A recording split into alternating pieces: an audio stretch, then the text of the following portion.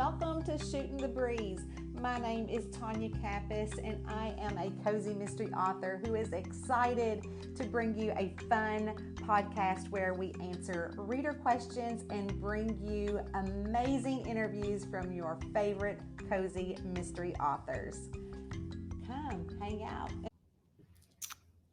Hi, and welcome to Shooting the Breeze. This week, I'm so excited to introduce you, although I probably don't have to introduce you because you probably know her already, but she's new to Shooting the Breeze, author Pamela Fagan Hutchins. Hey, Pamela. Hello, everybody. Thanks for having me, Tanya. Oh my gosh, I'm so excited that you're here, and I can't wait to talk about what happened last week. Like, I'm just fascinated. But before we get started with that, let me read Pamela's bio. She is a USA Today Bestselling and Silver Falchion Best Mystery winning mystery, thriller, and suspense author, a recovering attorney and investigator who splits time between off-the-grid lodge on the face of Wyoming's Bighorn Mountains and a rustic cabin on Maine's lake. Mooselookmeguntic. I'll give you $1 if you can say it right. Mooselookmeguntic with kids and grandkids, rescue pets, sled dog, and drafts cross horses.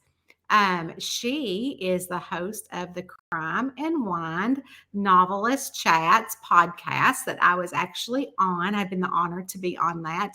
And she writes for the publishing company Book Tour, and she publishes independently, which my readers are used to that and publishing independently things. I think that, researching your books, you have been publishing since 2010. Yeah, about there. Okay, 2010. So I want to know, first off, for your bio, you were a lawyer and an investigator. Is yes, that correct? I was a card-carrying private investigator, license-bearing menace, and so I was able to pull some of the things from those two careers for my amateur sleuths, which made that a lot of fun. Yeah, I love that. And so I have to know, on your website, you have, I think, 9 series. And if I'm correct, over 49, 50 books published. Yes. And you have some you have some nonfiction too, which were hilariously titled and funny. But I want to know, why did you stop being a lawyer and change career paths? Well, I had always wanted to be a writer. My 3rd grade teacher told my parents she's going to be a novelist. I kind of the opposite of your background, if I remember correctly. And I told my parents, I don't want to be a novelist. I want to read books. I don't want to write books. But it stuck with me, and it was always my first love. You actually find a lot of lawyers that are also closet writers. So when my husband and I got married, my husband is my second husband. So we married when we were mature. I was 39. And he said, what do you want to be when you grow up? In words of that nature. Well, how can I make your dreams come true? And I said, I want to finish writing a whole novel. Like starting and not finishing. And I want to run a marathon. So on our 1st anniversary, we ran a marathon. And on our 2nd anniversary, he says, where's your damn book? I hear you. I mean, my husband is my second husband as well, in our mid-30s. And he, along with my book club for the night, after a long journey of how I got to reading books, and when I was 33, not until I was 33 did I read books, encouraged me to, he was like, you could write these. And I had book club that night. You get like 1 million books and I think I was at Walden's bookstores where long ago it's been. So I picked up 1 million books, and he's like, we had 4 young boys. He's like, we've got mouths to feed. How many of these books did you purchase? And I'm like, which one I want to pick for book club? But he said that night and said, you could write this. You could tell a really good story. And I'm like, I don't think that writing and telling a story are the two things. But that night also, a girl in my book club said, oh my gosh, Tanya, you should put that in a book. And probably with a little bit of liquid courage, I woke up at midnight and said, do you think I could help somebody escape like books help me escape? And he said, yeah. And so those second marriage husbands that are more mature know a lot of things, don't they? Know a lot of things, and and having that kind of support and that push to do something you're scared of, Yeah. it helps. It really helps. And I think that for those of you that are aspiring writers out there, I think the most important gift is storytelling. That you can learn the mechanics of writing or hire really good editors to help you with that. It's the storytelling that's the critical element that sets someone like Tanya apart. Someone like you. So becoming a writer is one thing, but becoming well, I guess your earlier works were had a little bit more romance in them. Yeah. And I feel like your stories, I feel like they're a little bit more on the character driven side than some other thrillers. Like you get down into the roots of the characters. Yes. So what made you decide to go really, because you're just thriller, because there's some romantic stuff in there, but really thriller. What made you decide to go into the thriller genre? I was pushed there. So I'd written a romantic legal mystery in Bighorn, and I sat down with an editor at Book Tour about it, and they said, "Gosh, we want to publish this, but we'd like you to change it to a detective, and we'd like you to rewrite it. And she needs to have a really damaged background." And pretty soon they had written the formula for a thriller, and I was like, "That's not what I write." And they said, "Okay, well, give us a new outline then, and we'll consider it." So I gave them a new outline for a PI, and they said, "Yeah, love it. Want to publish it, but we'd like it to be a detective with a lot of damage in her background." And and I said, "Okay, then I'll come back in a year because I'm going to go ahead and write the rest of the books in this series." And they said, "Wait. And we came to an agreement, and I said, "I will do it." And it didn't kill me. In fact, I love the characters in the Delaney Pace series. She is a detective. One of our very best friends is the chief of police for our little town of Sheridan, Wyoming. For Wyoming, it's a big town. For the rest of the world, it's a little town.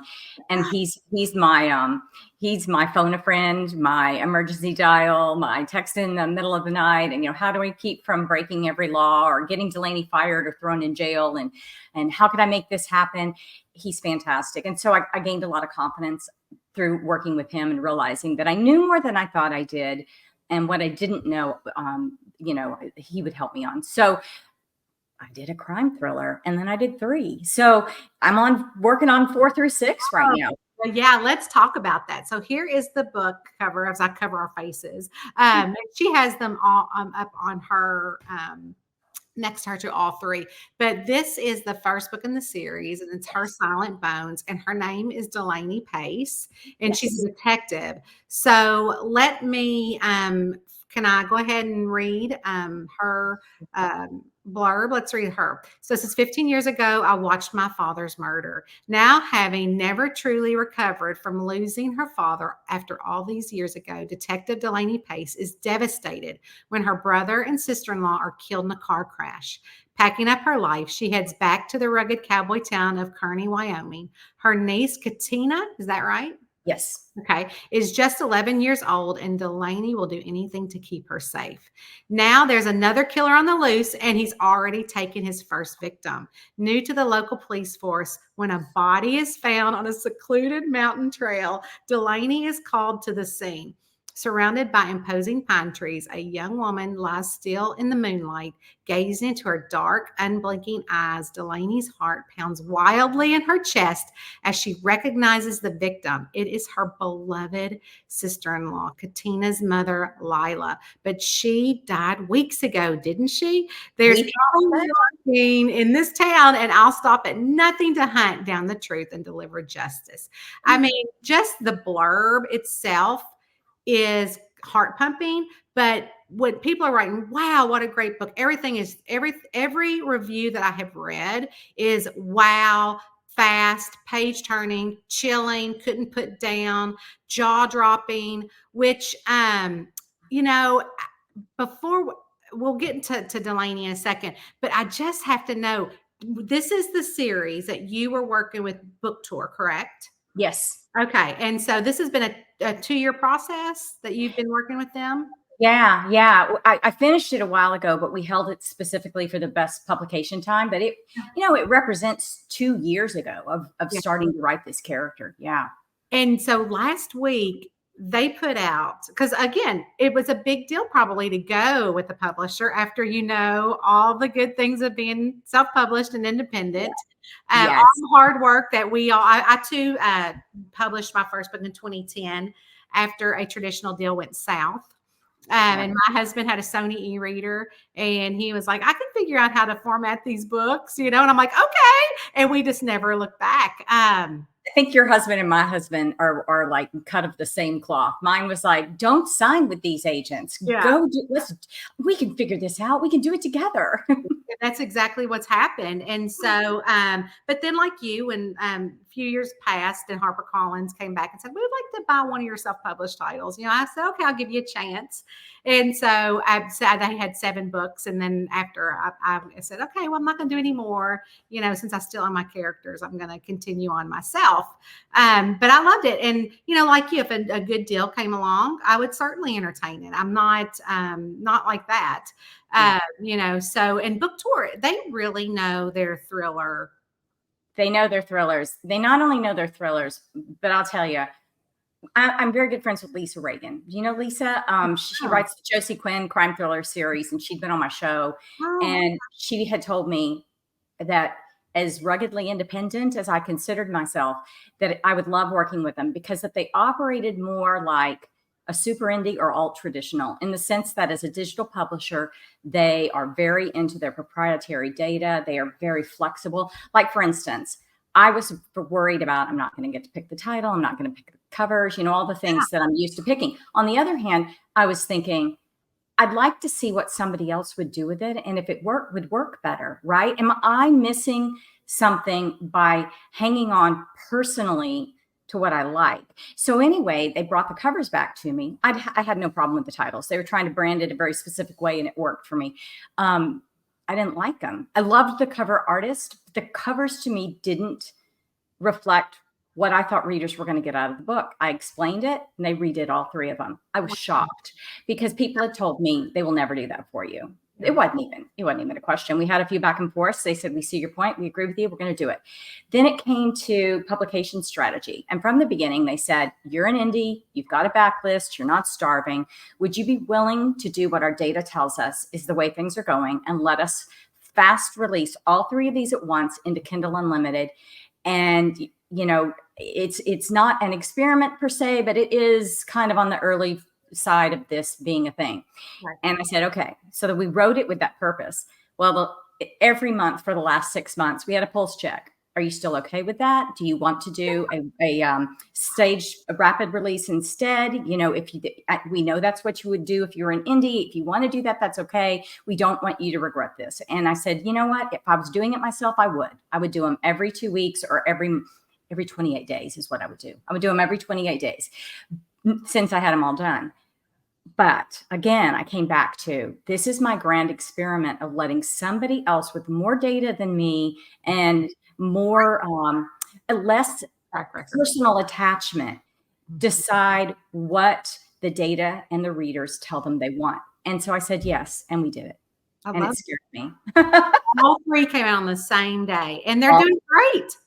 They're doing great. They are doing great. So they have proven data. So I'm so glad that sometimes we do step out in fear, but that's when you make the most progress, right?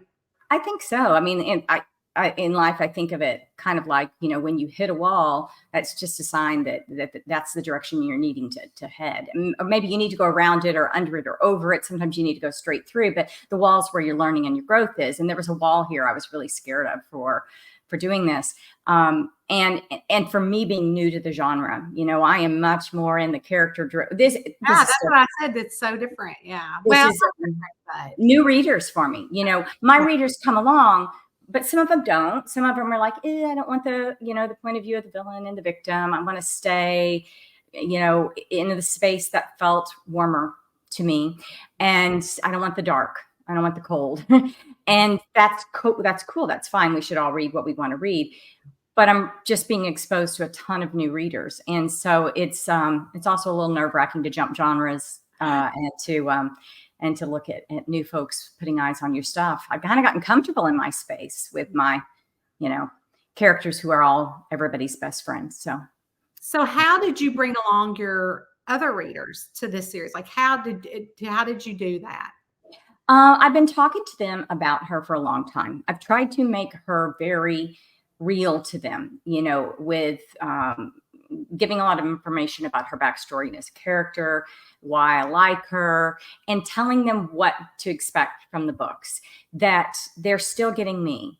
And they're going to recognize that they're still getting me. It's going to feel like a Pamela Fagan Hutchins book. It's just that you're also going to get a few more points of view in there. There's still going to be humor because I can't help it.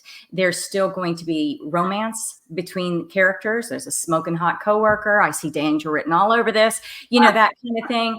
And that as far as crime thrillers go, it's still going to feel like a Pamela Fagan Hutchins crime thriller. And unless they're adamantly opposed to the genre, that they're going to get their Wyoming that they love, which I've done my last 3 series in, and they're going to get Easter eggs. All of my characters exist within one world. And so I keep the timelines straight between them, and they appear in each other's books. In some of them a lot more than others, but even in the Delaney books with Bookouture, there are Easter eggs of characters that are from the other books. And so they were good with that, huh? Yeah, they love that. They really love to go and see mention of the same places, the same people. Sometimes really minor characters from the other books now come. For instance, I think it's in Her Last Cry, the 3rd one in this series. I had a really beloved character from Bighorn. His name is Kid. He's a very young attorney, and who wants to, wears a big yellow bow tie and wants to seem a lot more mature than he is. And he shows up to try a case in The Last Cry. One of the characters that is a successful musician in the What Doesn't Kill You world is on the radio, stuff like that. So, yeah. So they get a feeling of being at home, and yet it's a little bit grittier. Well, it is a lot grittier. It's just, you probably are just taking them along for the ride, and they, they're seeing they're comforted because they see, other characters, and then they hit the scene like, okay, I got through that scene. I got through it. And I try really hard to do 2 things. One is I don't want to get completely gory. I think you can imagine some things, and I don't want to glorify perversion. While it has to be for people to be psychopathic killers, I don't want to do page after page of sexual practices, etc. We're going to cut away when it comes to those things, and leave that to just saying they're a bad person because they do those things, that we don't have to go through it with them. I don't like those. I don't want to read those, and my readers don't either. But I'm hearing from my readers in the reviews, they're giving straight to me, feedback that it is what I told them, that it is darker, but that they love it. So if that gives the ones that are a little nervous, or, I write a lot of books that are softer, that are more character driven and are more funny. And I know you've also just recently gone to a more hard-boiled cozy with your Maisie Dobbs mysteries. And if it gives readers comfort that if you love an author, trust them, if they'll, we don't want to lie to you and say, you're going to love this book without reservations. We want to tell you, here's why you're going to love this book, and here are the things about it that are different, and you make your choice, because nobody wants to force someone to read a book that is a miserable waste of their time. But if you love the author, it's like if you love Tanya Kappas, you're going to love Maisie Dobbs. If you love Pamela Fagan Hutchins, you're going to love Delaney Pace. Right. And that's what I was saying. You're staying on brand. I always say to people, even writers, they'll say, oh, well, how'd you build your brand? Because they always think brand is in like colors and all that kind of stuff. And I'm like, oh, I'm the brand, and if I write, I can't help it either. I write Southern, they're all in Kentucky. I write humor as well. And so you're going to get that in every book, no matter what thing. And so if you're on brand, which you are on brand, and you're giving them those Easter egg and characters to follow along with, your brand, which is, the characters that they've grown to love, those secondary characters. Your setting is just as much of a character as your character. Exactly. Like with your books. I mean, when you describe Maisie Dobbs to me and in the small Kentucky town, it's so clear that with your books that comes through. With mine, Wyoming has really become a real, I'm trying to remember how many Wyoming books I've written now, but it's close to 15. it's become important to what people picture when they read me. Yes. And I agree with you. I used to feel really kind of like narcissistic when I would say I am the brand, and my kids would laugh at me, but it's true. It's true.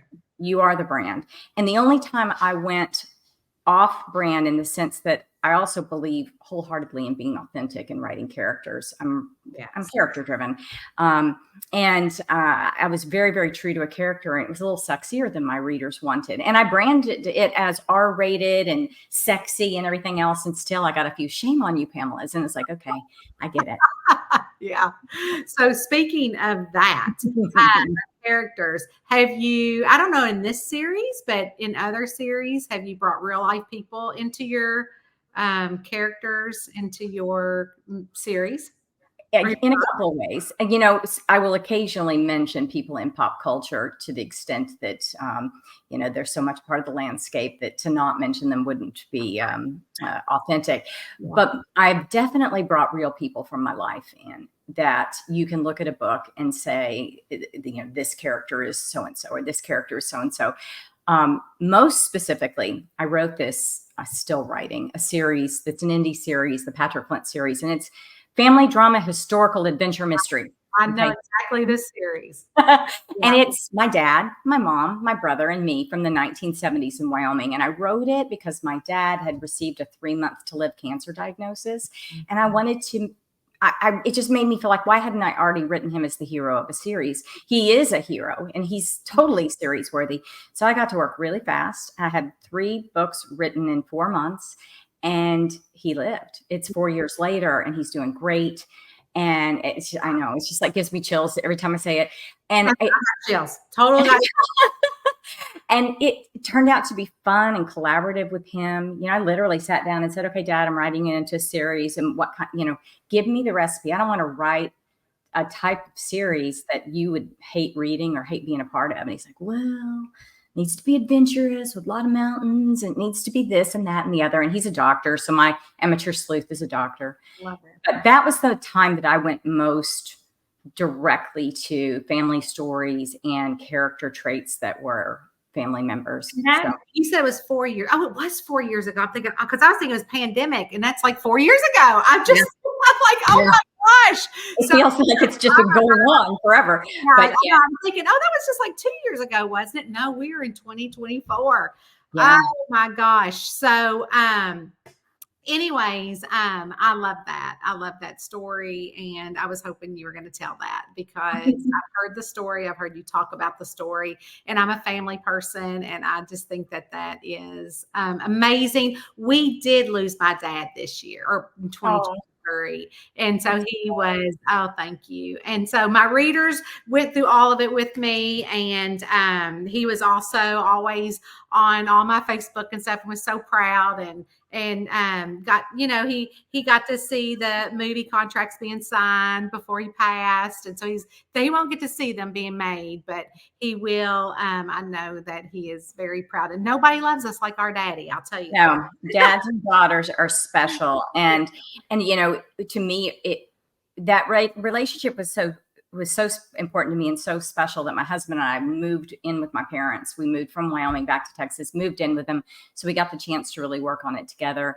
And I originally did not know whether I'd ever even publish them. I thought these are just a family project, and it's going to be something that we just all kind of smile about. By golly, I guess that's a successful family project. Yeah, it began to feel like that what people, at least there was a large number of readers that were looking for a feeling that they wanted to get back, a little nostalgia, and everybody loves family, right? So authentic relationships. Not only that, but it is an authentic series, and you talked about it openly, and readers really, I think, connected with you personally. And that is building a community, for super, super readers, which I know by the reviews that I was looking at for Delaney, they have all started crossing over with you. So I have to ask this last question about this series. How many more do you have planned? And when can we? You know, we kind of held off, like knocking wood and crossing our fingers and toes. You wait to see if the release is going to go okay before you commit to writing anymore. Yeah, it's gone well. So the day they published, my editor said, "Give me an outline for the next 3." We did the outline. We're getting started on them as soon as I finish 2 more that I'm writing for my indie series. But we're talking about 7 through 9 at the same time. Because I'll tell you, I learned something from writing these books. I was used to putting in so much about the characters because to me, I like writing about the characters more than the mysteries and the crimes. But Helen, my editor, kept saying, "Slow your roll, save some for next time." And literally, my first draft of Her Silent Bones, she said, "A lot of story here. Let's pace ourselves." Little pun there. Pace ourselves with Delaney Pace. Anyway, so the character-driven elements of Her Silent Bones became the character-driven elements of the first 3 in the series, okay. And so with sitting down to write the next 3, immediately we thought of so many, Eric and I, my husband, Eric and I brainstormed together. We have fun. And we started thinking about, there's just so many ways we want to go with this. And so it's like, well, you have to save that for 7. Well, that'll have to be number 8. That'll have to be number 9. So we anticipate it being a long running series, that there's a lot we can do with these characters and a good community of characters, but the readers will ultimately make that decision, right? I mean, if they are like, I don't want to go along with Delaney anymore, then we'll go do something else together. And they are going to pick that up. And all the links are going to be in our show notes. And we are definitely going to link those books with Delaney Pace as well as your other series. But before we figure out, where you're at, where we can find you, my readers would be so upset if I did not touch on your fur babies. My readers, of course, love fur babies. I had 2 schnauzers, and they both were, one had he was on 29 pills a day. Like we're crazy about my animals. Yes. And so they ended up both passing within 2 months of each other. And I had gotten a letter from this local no-kill shelter, and they said, we wanted to thank your vet for putting a donation in for our center. And I was like, I just showed it on Facebook. I said, look what my vet did in the name of the dogs, Charlie and Scooter. And the next thing I know, these people at the no-kill shelter are calling me, and they're like, well, we don't know who you are, but your vet sent in this letter and donation. And then now we have over $10,000 in donations from people around the world in the name of your animals. And I said, they said, we would love for you to stop by just to see what we do. And I'm like, okay. And so they're like, I went by. Long story short, I went by and they're like, do you want to go look at the dogs? And I'm like, no, I can't. My heart cannot let me get another dog. I'm still heartbroken and torn. Yeah. And they said, would you like to go look at the cats? I'm like, yeah, my husband hates cats. He's with me. We're not going to take home a cat. And little did they realize, and anyone, that night I had a cat. And Rowena, and she was a hawk cat, because each animal, all the dogs have their own a little apartment, and then they each have their own screened-in porch, so they can go in and out as they want. And it's amazing. I volunteering, everything, like I'm crazy. But Rowena did not play well with others, and so she was a hawk cat.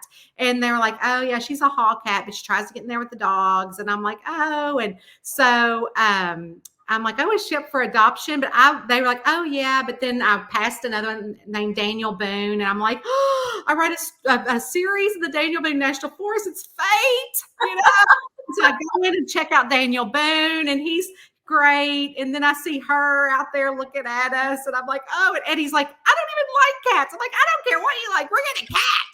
And at the time, he was still working outside the house. I'm like, listen, I'm in this house. At the time, we lived in a 5-bedroom home. I was alone.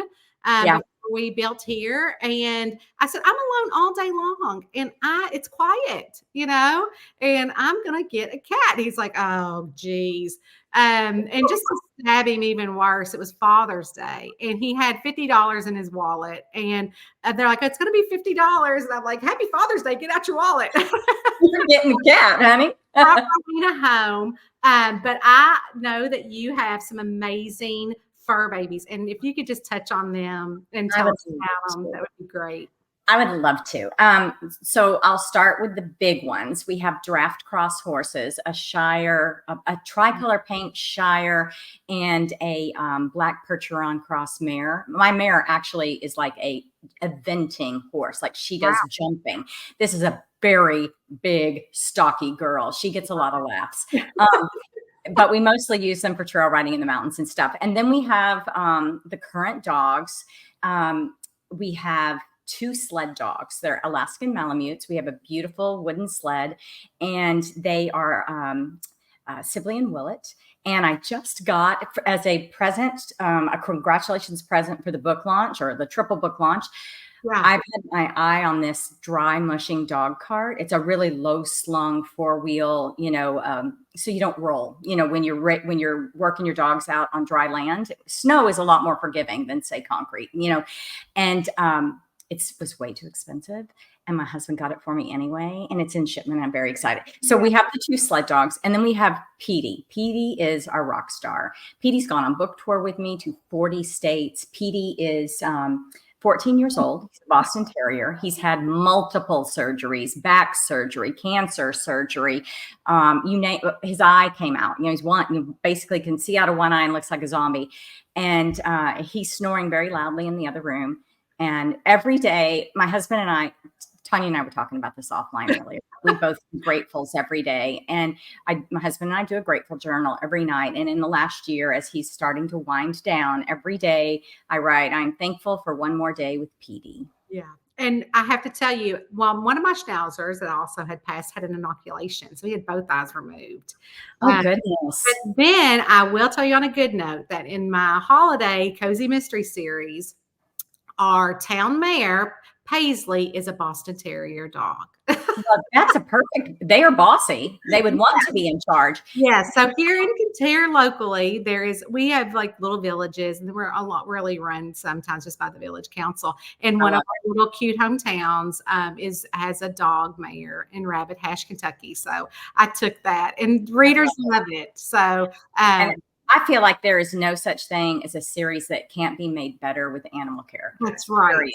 And I mean, even my crime thriller series, there's a French bulldog named Dudley, because, and I went to my editor very early on and I said, I know I'm not supposed to get overly silly or have cozy elements, but gosh darn it, there's going to be a French bulldog in this book. And she's like, right. Okay.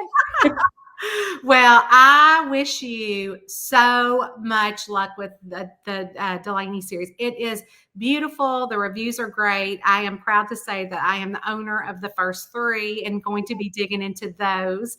I just got finished doing a couple of blurbs for a couple of friends. So now that I am done with that, I'm going to dig in and get to know her and this amazing detective. But tell everybody, where can we find you, and where can we see pictures of these amazing dogs? That's the most important thing. I'm most active on my Facebook page, Pamela Fagan Hutchins, author. I have a group. I'm a little bit on Instagram, but I feel the vibe of the Facebook page. And I have a website with a blog. I've got a newsletter you can sign up for there with some free reads that go with the series. And, podcast. Yeah. And the podcast. I kind of forgot about that. I love it. I love it. It's so much fun. I get to meet the people that I read and that I am dying to get to know, because literally what I do when I start a new season is I'm like, well, what books have I liked this year? I'm going to ask those people first. What authors do I really want to sit down and hear what makes them tick? And of course, Tanya Kappas, right? but I am just so delighted to meet you. I know we've crossed paths a few times over the past few years, but never really got to talk until recently. And you're just as delightful as I knew you'd be. So thank you so much for shooting the breeze. That's what we do here in Kentucky. Thanks for shooting it with me. I'm glad you're here. And again, just so congratulations on all 3 books. It's amazing. You amaze me. I'm in awe. And I know that you're going to have grand success. So thank you so much. Thank you. Bye-bye.